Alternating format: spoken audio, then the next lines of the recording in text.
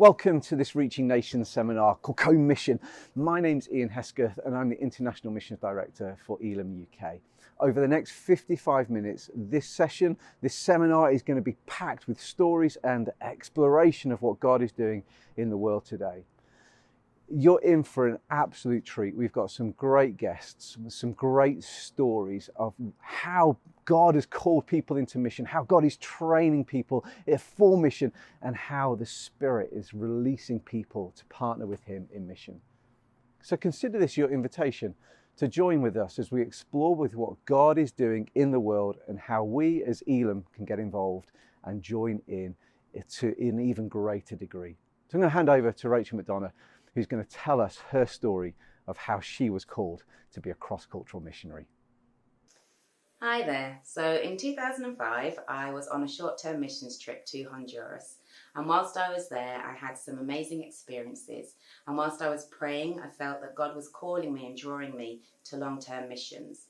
June Freudenberg came out to do their Easter services, and she said she had a word from God for me. This all ignited in me this sense that God is calling me to long-term missions, and this is something that I need to investigate. So how did I end up in Honduras in the first place? I was at my church in Elim, Carlisle, and one weekend they had visiting speakers, Elim missionaries Alex and Alethea Granham. After the service, they made themselves available for people to go and chat with them. And I have to say, I initially went up to talk with them because the young man I was dating at the time had come back from a trip to Ecuador and was feeling a call on his life to go into missions. And I went over and I spoke with them and I asked them a few questions. What was amazing though was Alethea was starting to ask me lots of questions about what I was doing, what my passions were, where I was serving in the church. And I realised now that she was looking at me and looking to see whether or not there was something there that they could utilise and invite me out to participate in on their mission field. At the end of the conversation, she said to me, would I consider coming out and spending some time in Honduras? And I now know that after the service, when they were talking with my pastor, Alan Mayer, they also asked him, which is very important, would Rachel be a good fit? Someone that would be able to go out on the mission field. I went away, I prayed, I looked at the time that I could make available, and then I went out and I spent that time learning from the missionaries, having the opportunity to ask them lots of questions and to be able to see what it looks like to be in a different culture and doing ministry. When I came back from that trip, I came back very passionate and I said to my pastor, I think this is something that I need to look at and to pursue. And he turned around and Alan said to me very wisely, well, we would like to offer you to come and work within the church. And they asked if I would come and serve as the youth pastor for the church. I realise now that he was looking at ways to develop in me and to train me up so that I wasn't just a young person with lots of passion fresh out of university, but I would need equipping and training. Also, after getting married and my husband came to live in Carlisle, he became an observing elder. And the church as a whole started to invest in us in this way, that they were looking at ways to develop us, looking at ways to move us on in our ministries, looking at ways to show us what leadership looks like, looking at all these different things that we would need as skills to go out long term on the missions field. The other thing that our church did for us was they supported us. They supported us with prayer and they committed to being our sending church. They allowed us to fundraise and to share our vision, and they came alongside us through this journey. Also, alongside with Elim Missions, they looked at different ways to help grow us, and they supported us and looked at ways for us to go out and where we could go out. So eventually we went out onto the missions field after 2 discovery trips visiting Paraguay, and that is where we are now. And this would not have been possible if it hadn't have been for the missionaries that were there to be able to look and see where the potential is in churches, for our sending church who not just supported us in our calling, but trained and equipped us. And I think that one of the things that is extremely important is looking at people and seeing what do they have skills-wise. I personally would look for people that have durability, people that are in ministries already, that are already serving within the local church and that are faithful. Also, a prayer life is a necessity, especially if you're coming out overseas to serve God. things are very different here to back home, and you need to be able to have that to lean on. And also for God's guidance. We came out to Paraguay where there wasn't an established ministry, and we needed to be able to have that prayer perseverance to hear from God where he was guiding us, showing us where doors were open, and that is so vital. And the last thing I would say is patience, because these things do not happen overnight. We didn't come on the missions field and suddenly have this set up where everything happened very quickly and the people we were speaking to and sharing our faith with became Christians overnight. It took many years of building relationships, building trust, communicating about our faith with them and loving them before we ever saw anybody come to faith. So patience is a vital key and characteristic that I would say people need to look out for. And that is how my story started. Wasn't that just fantastic to hear Rachel's story and how the local church and missionaries were involved in identifying her as somebody called out for cross-cultural mission? Maybe the Holy Spirit is stirring something in you and your church to engage in that cross-cultural missionary journey. And maybe you're at that first stage of being identified. But then what happens next? What's the next stage? Well, actually the call is just the first part. Now, like Jesus, he identified missionaries. I know for some of you church leaders, maybe that's jarred a little, but Jesus didn't train church leaders. He trained missionaries who became church leaders and influential people in the growth of the church. So we're going to hear now from two practitioners who are employing the practices of Jesus in how he trained his disciples for mission and how they're doing that today. Steve, Barb, it is a real joy to be able to just spend a few moments with you. And I know there is so much that we could talk about. We've had several conversations and we could go on for hours talking about movements and training leaders and equipping people. So in the few minutes that we do have together, I just want to I want you to paint some of these broad pictures of training leaders and how that's impacting the local churches. So I'm going to begin with you, Barb, and just it's amazing what God has been doing in and through you. So I'd love you to unpack for those watching. How has 2 Timothy 2 verse 2? How's that shaped your approach to training leaders, and what's been the impact really of sticking to those principles? First of all, we need to understand what we are doing here is we are not just planting a church, but we are involved in church planting movement because of our vision to see one church and one tent leader in every village. So there are thousands of villages, over 30,000 villages across the country. And we believe this is not just one man's vision or one church's vision. This is the vision based on Matthew 16:18, which is actually Jesus' vision. Is a biblical vision, is God's vision. And we want to be part of that vision in the national movement that God is mobilizing local pastors and leaders and churches into this movement. We are not the only who are doing this. We are part of the force that has been already operating, that God is using. So we want to be part of that.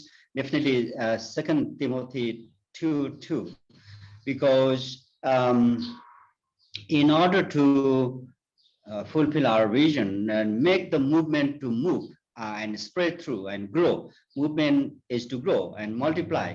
We are looking at the multiplication model of the church planting. For that, I think the key is to find a Timothy, like Paul said in 2 Timothy chapter 2 verse 2. So it's a 2-2-2 movement or approach, we can say. So where Paul said, what you have heard from me in the presence of many witnesses, entrust to faithful men who will be able to teach others also. So the key is to find first a able person, teachable person who is faithful. And in our context, we try to find a local leader who is a visionary and who has a calling in his life from God, and who is committed and faithful in planting churches in their village. So we try to find someone like someone like that, that person. So that person is for us is a Timothy. So basically we call them district representatives, and we have 75 now. It's 77 districts. So we want to make the movement in all the 77 districts.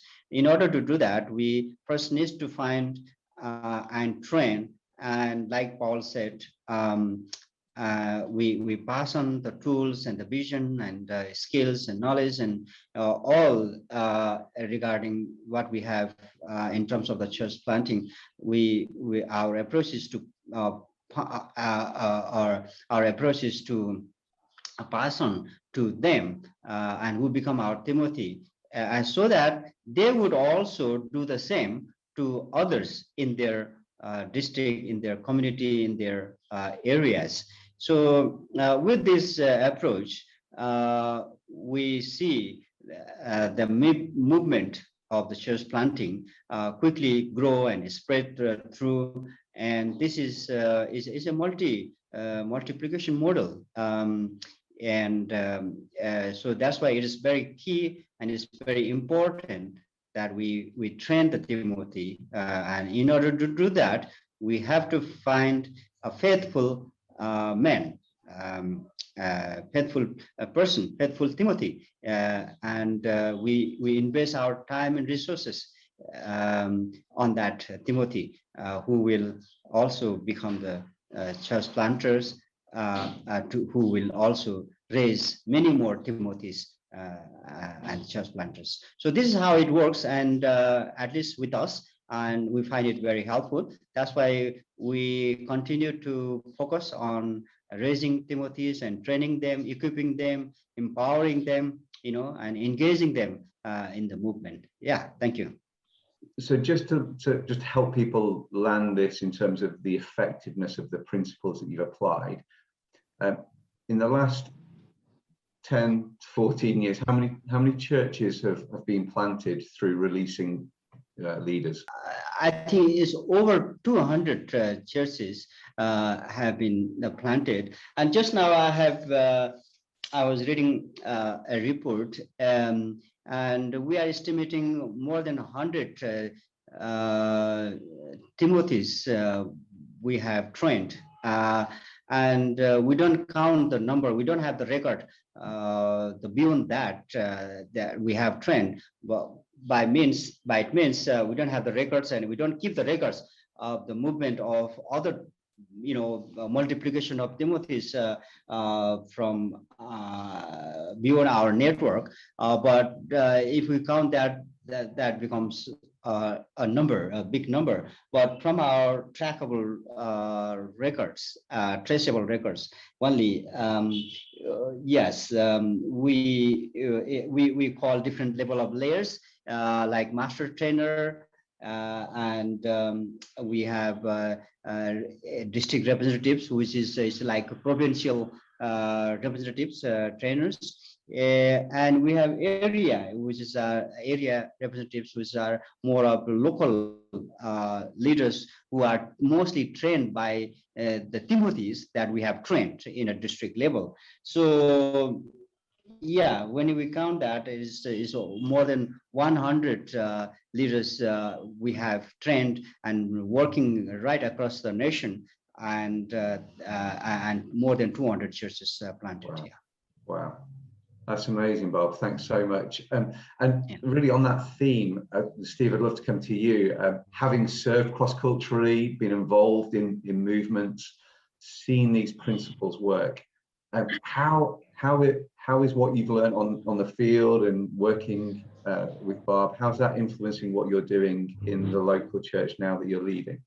What people have, they pass on. So what you give people is what they'll pass on.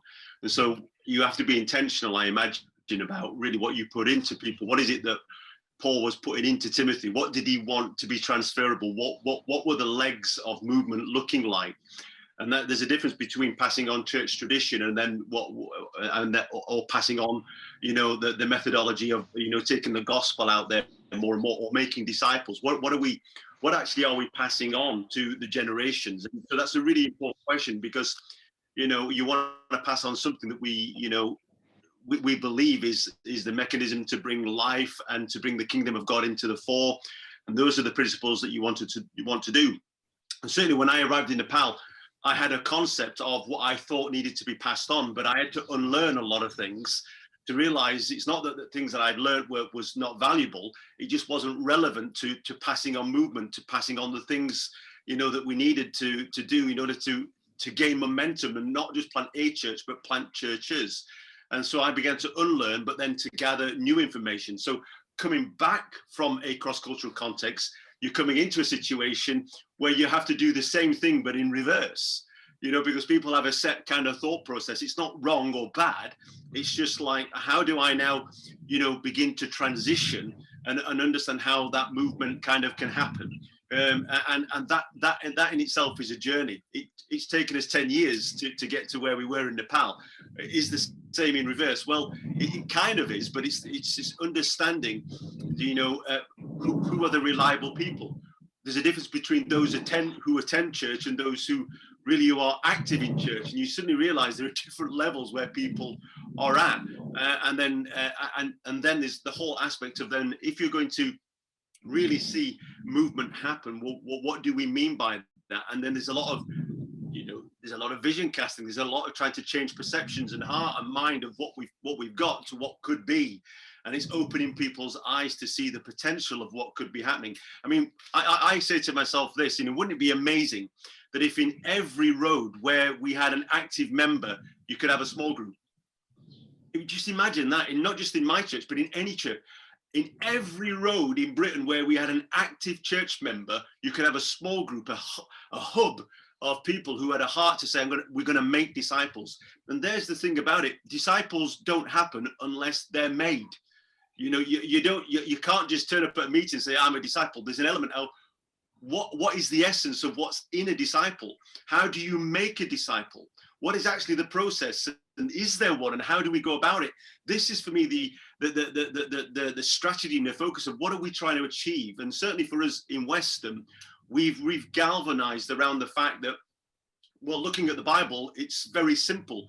Go and make disciples, and make disciples make disciples. And that's where you get a discipleship making movement. But then I think it connects to planting churches, because disciples can't help but make disciples, and churches is where you kind of where they gather, you know, and those churches are all in different sizes and shapes. And it's not so much concentrating our efforts on the church, it's concentrating on the disciple making, because if you make disciples, the natural outflow is that the disciples do what Jesus did. That's what happens, and not just salt and light in community, but also they take the message out, their messages of the gospel. But a lot of people maybe have to unlearn that, because that's maybe not what people have passed on, because we've been passing on, come to church, turn up every week, come to an event. Not wrong, but are we actively engaging people to become the catalysts of change where they are? I'm not so sure. So coming back into Western, we're just about to embark on a journey that's taken us a few years, where in September we're going to be reimagining what small groups look like in different towns, also in areas of Western. And we're just going to not make big boasts. We're not going to make big statements. We're just going to say, let's make disciples now that we've got the DNA. We've been hearing about it for the last few years. Now it's the implementation. And the knowledge that we know that this has worked in Nepal and in Cambodia in different kind of ways, cross-culturally, the principles are the same. You've got to find reliable people who will pass on, you know, and that's the challenge. We've got a lot of knowledge, but it's how we pass it on. It's how we make Timothy's. It's how we allow Timothy's to thrive and giving people the opportunity to move to the next stage. So it's exciting. It's just frustrating. It's all kinds of things because it's to do with people. People get things wrong. So did we in Nepal. But the principles, I think, transfer, you know, from any nation. I genuinely believe that. But you have to take the time to understand where you are, to define the reality of where you are, in order to implement the things that you want to do, and then allow the time and the process to come to effect. But I think within time, you know, and the passing on of the information that you want people to pass on, I think you have an explosive cocktail of different things that can happen. So I look forward to that. You know, wouldn't it be amazing if in every road, you know, where there was an active member, that could happen? I think that's doable. That's doable. So for me, those are, you know, the transferable things of coming back into a culture and think, how do we now immerse this and then allow it to grow and ferment and then become part of the DNA? And I love all of that kind of journeying because it's messy and you know, there's no manual that's nice and clean. It's just kind of, it's making things is messy, isn't it? And making disciples, I think, is the messiest of all things, because sometimes, you know, people don't want to do things. People feel fearful of doing things, and you've got to accommodate all of those kind of taking people on that journey, which I think is what we're needing to do. Yeah, that's amazing. I love the way that those principles that you learn in cross-cultural mission, applying in local context, but also the to and fro between the nations, and this idea then the principles of kingdom disciple making and mission, training of leaders and training of missionaries is actually transcends the culture, because it's kingdom, and if we instill those principles, actually wherever we go, we have that opportunity to raise leaders and have a kingdom impact. So that's why I wanted to hear from you guys today, because of what you carry. And our heart for the nations. Steve, I know your heart's still for the nations, and I just wonder whether the more that we think this movement in the UK, the more missionary disciple makers, pioneers that will begin to raise and be able to send cross-culturally, so that movements of disciple makers, of gospel workers, of movement starters, it becomes possible. And so that's why I'm really excited for us as a movement, really excited for what you guys are involved in. So I just want to thank you so much for your time today. God bless you. Bless you. Thank you. Wasn't that just amazing, hearing how God is using Steve and Barb in training and equipping people, not just to plant a church, but to plant churches, movements of churches that have taken place over the last 10 years. It's just absolutely astounding. So as a missionary academy, we're gearing up for the same. We want to be able to train people, not simply to do a little thing, but to influence many, so that many people, many thousands, dare we even say millions of people, can be influenced by the sent one, trained and equipped to be a disciple maker. Right, so we're about identifying missionaries, training missionaries. What about the releasing and sending of missionaries? Well, that takes a whole church. Maybe it takes even more than just one church. And so we thought it'd be really great for you to be able to hear from somebody of one of our ministers who's not only served on the mission field, but is also now back in a local church seeking to raise more missionaries and send them out to the nations. Let me introduce you to Mark King. Hi, Mark. It's great that you're able to join me for this conversation about sending missionaries to the nations. And not only that, but you've been sent as a missionary. So, Mark, I'd just love you to explain the role of the local church in sending missionaries, and then we'll look at the impact on the local church. But yeah, just why has this been such a big thing for you as a church? Thanks for inviting me. I think it goes back many years. I think 1999, when I first was invited by Richard Buxton, our senior pastor, to be involved in or to take over the role of International Missions Director at ECC. And we'd been doing many short-term missions to places like Guyana, Nigeria, places like Malaysia, and then also into the Philippines. And so we were doing that like maybe 2 weeks at a time, preparing small teams to go out. I remember praying and asking the Lord, because my heart was, if they would get one person out of one of these teams to actually, the Lord to touch them to go out as full-term missionaries, that's what I really wanted. And so I remember praying and asking that to the Lord, so who is the person, who is this the person going to be that we could send out as a church to really get behind them into whatever nation? And the Holy Spirit came straight back to me and said that, well, unless you model it, mate, you're not going to get anywhere. So it really helps that Richard and Regina Buxton are missionaries. They still class themselves as missionaries, and they had done that whole thing, going out to Malaysia and Tanzania in the past. And so, yeah, that's so. I basically, a very long story short, answered the call myself, my wife, and 3 children at the time to go to the Philippines, which we started to work at short-term missions, just to basically work alongside the already the indigenous missionaries that were there. A very, very long story short, we ended up being there. We initially went for 3 years, we went for 8 years, and we continued to be a catalyst to reach out to that nation and hopefully to surrounding nations as well. And as a result, we started to see other missionaries come to the fore for ECC at ECC. So yeah, and then so we're actually involved in 10 nations and regions around the world, and it kind of reflects us as a local church in terms of we have over 80 different nationalities at ECC, being situated in West London. So it's like the whole world is in London, it seems. And so we're very, very mixed congregation. And so we're able then to minister into people groups, even in London, but also be led by the Holy Spirit to go to the other nations. And so, yeah, so it's very, very much part of our makeup. It does make a difference when you're seeing a minister is a pastor, and also I believe it's vital that to be in this whole area of missions. It's well, if not vital, it's very, very helpful that you've experienced being on the mission field. Whether it's short term, it's very handy if you actually spent time on the ground, so actually living in a culture other than your own.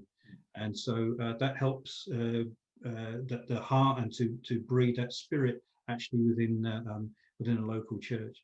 And so now, we have people like Bob Ghale, who came to ECC many years ago, and we sent him back to his own country in Nepal, and he's doing amazing work there. He's over 200 plus network of over 200 plus churches.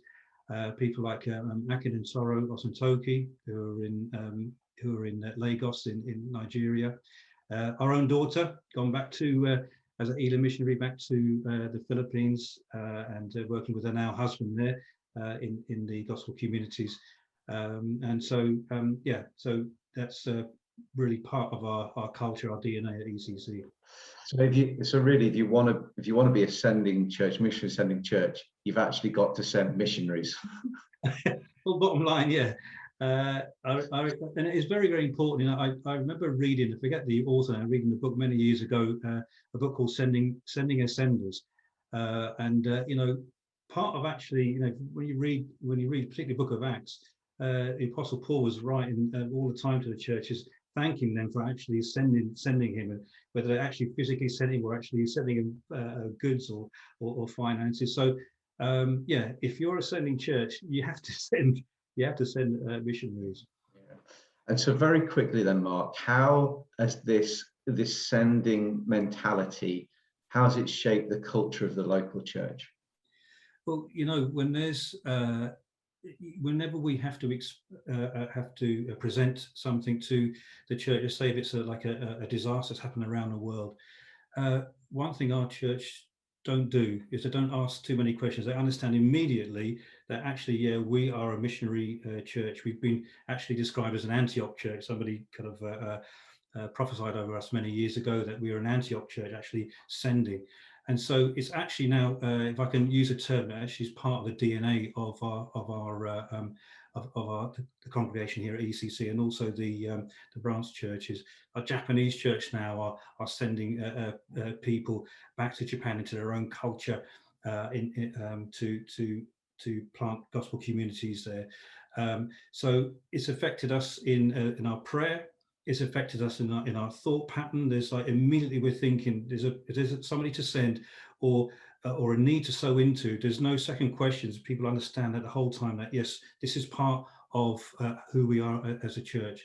And I constantly, as a missions director, get people emailing and saying, look, I feel that God is calling me to not necessarily, it might not be Elim, it might be another organization, it might be YWAM or something like that we're partners with. But I constantly get them coming to me and saying, what shall I do? How shall I go and serve God this way? And it causes me as a leader to say to them, not to kind of, let's just pray about this for 10 years, whatever. We say, okay, let's just wind you up and let you go into these areas. So it really does affect us in a positive way. Our praying, our giving, our going and our sending as a church. It's just part of what we do now. It's just a recognized part of what we do as a church. Awesome. Thanks so much, Mark. It's been really, really helpful. Okay, welcome. I love hearing stories of how the local church is not simply trying to engage in mission and reaching nations overseas, but how they're engaging in trying to reach the nations on their doorstep. And in a moment, you're going to hear from Pastor AOGU, who's leading the Japanese congregation in Ealing. And you might be wondering why I'm stood here in Stratford-upon-Avon when this is a Reaching Nations video. Well, this is a town that is known for tourists coming from across the globe. And the reality of it is, for many of your churches, your city churches, town churches, even some of your rural churches, people from the nations are coming to our shores. And we love it and we're better for it. But how can we reach the nations? I think AOGU will help us understand some of the process that they went through to reach the Japanese community. AOGU, it's great to be able to just spend a bit of time with you this afternoon, talking about the work in Japan and its beginnings. Really, I've been just so impressed and inspired by what God has been doing. Tell us how it all began for you, really. Simply just meet the Japanese people and be friend with the Japanese people and invite food or something and talk about the life and talk about what we do. So we are basically planting a church and evangelizing Japanese people there. So, bit by meeting new people, new Japanese people in London, and gradually started the Sunday service. So we had a Sunday service once a month in the beginning, and we go to twice a month within the 4 months. And within the 6 months, we started every Sunday we have a service, and so that's the start. So we opened the church for everyone, and we do the moms and tots stuff. We do the English classes in the church. So we do the Alpha course, whatever the tools we can use, we use, and so kind of try to the church will be the center of their life in the UK. So that's what we have done, and because doing that, the Japanese people in London is not these, forever residents. They are mostly coming here for study for 3 years, or company sends them for 3 to 5 years. So Japanese people here in the UK normally go back to Japan.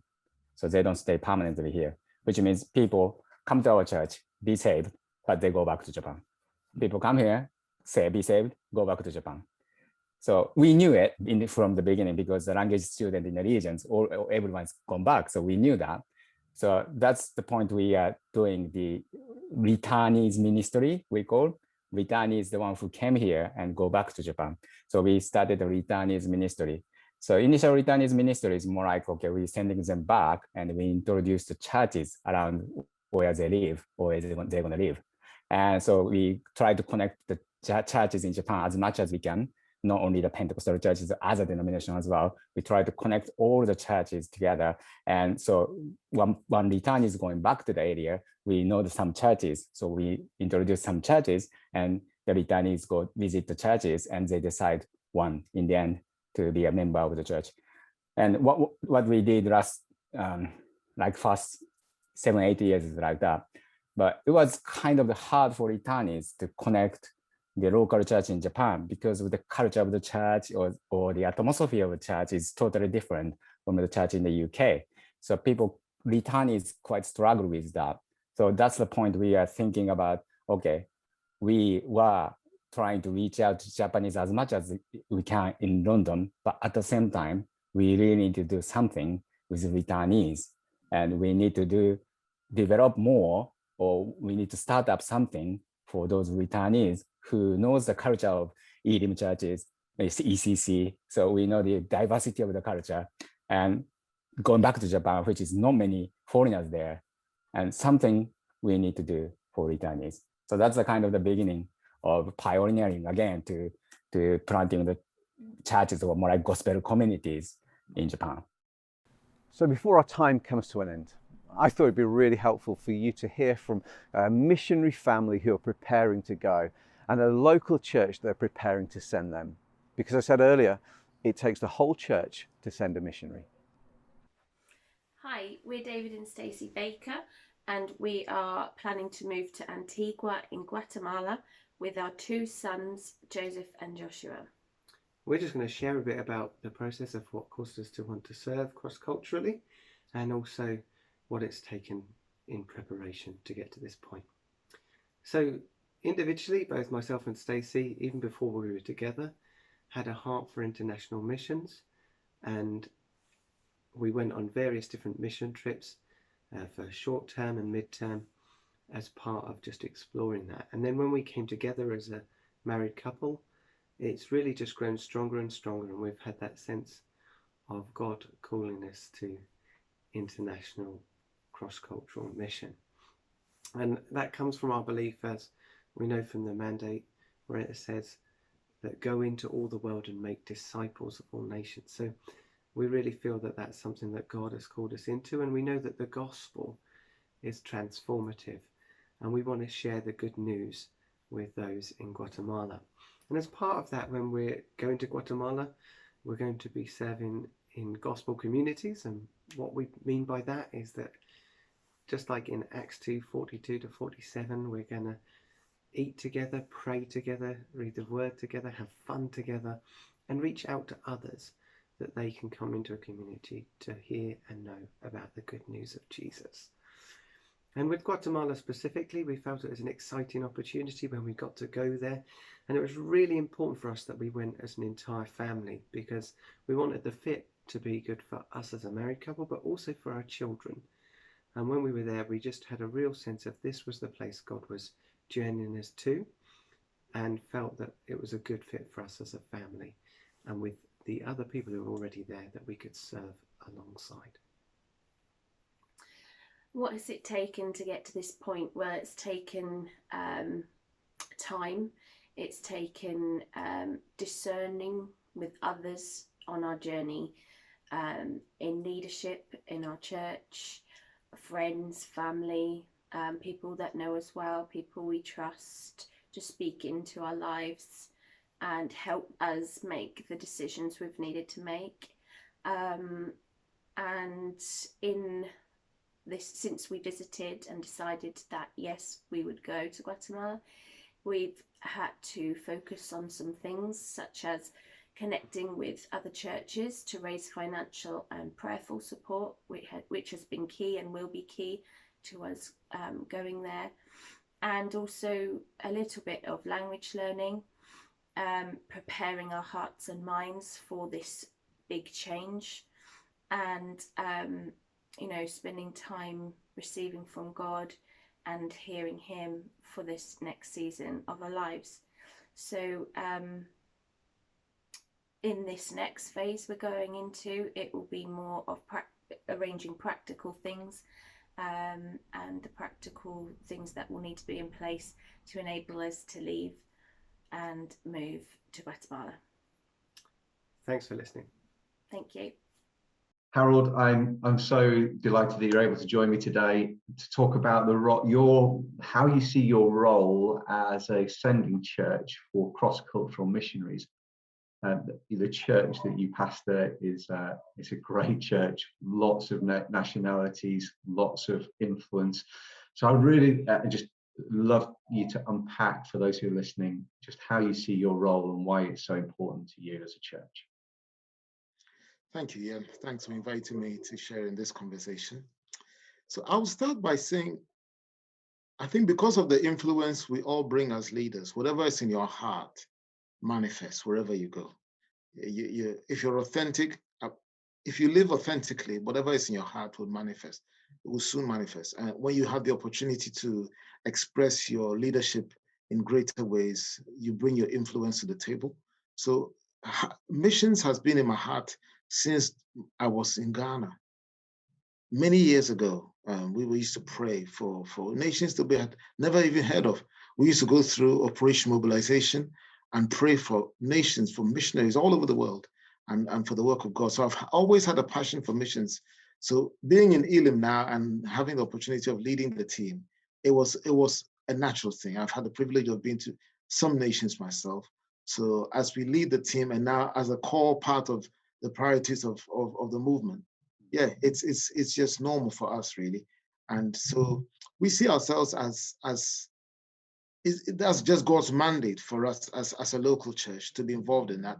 And we're excited to be able to partner with the International Missions Office and support those who are going. So we've got Sharon in Chad at the moment, and we've got David and Stacey who are exploring to go into the mission field. But yeah, and we have a vision to see long-term to medium-term missionaries in every continent over the next 10 years. That's our vision as a local church.